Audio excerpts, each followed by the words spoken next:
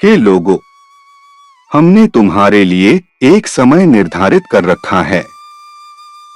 उस निर्धारित समय पर अगर प्रभु की ओर अभिमुख होने में तुम विफल होते हो तो वह अवश्य ही तुम्हारे प्रति कड़ा रुख अपनाएगा और हर दिशा से तुम्हें दुख और यातनाएं देगा।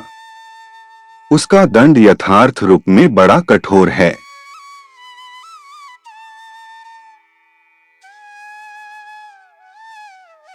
यह उद्धरण हमें ईश्वर की ओर से एक गंभीर चेतावनी और प्रेमपूर्ण स्मरण दोनों देता है। इसका अर्थ यह नहीं है कि ईश्वर मनुष्यों को क्रोधवश दंड देना चाहता है, बल्कि यह कि उसने मानव जीवन के लिए एक निश्चित आध्यात्मिक अवसर और समय निर्धारित किया है। जब ईश्वर का कोई अवतार या प्रकटकर्ता प्रकट होता है, तब मनुष्य का सबसे बड़ा कर्तव्य होता है कि वह खुले मन से उसकी पहचान करे और उसकी शिक्षाओं की ओर अभिमुख हो।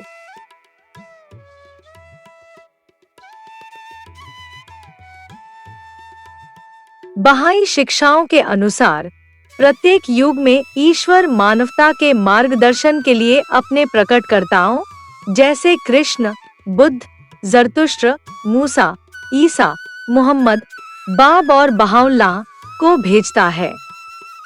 यदि मनुष्य अहंकार, पूर्वाग्रह या सांसारिक मोह के कारण उस दिव्य आह्वान की उपेक्षा करता है, तो उसका परिणाम आध्यात्मिक अंधकार, अशांति और भ्रम के रूप में सामने आता है।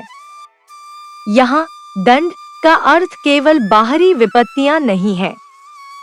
बहाई ग्रंथों में वास्तविक दंड को ईश्वर की कृपा से वंचित हो जाना, सत्य से दूर रह जाना और आत्मा के आध्यात्मिक विकास का अवसर खो देना बताया गया है। जब व्यक्ति ईश्वर के मार्गदर्शन से विमुख होता है, तो उसका जीवन दिशा, शांति और उद्देश्य से रिक्त हो सकता है। इसलिए यह उद्धरण हमें भयभीत करने के लिए नहीं, बल्कि जागृत करने के लिए है।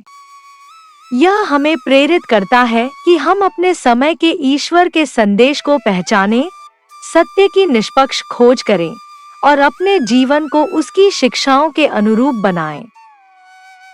ऐसा करने से हम ईश्वर की कृपा, आंतरिक शांति और मानवता की सेवा का सच्चा आनंद प्राप्त कर सकते हैं।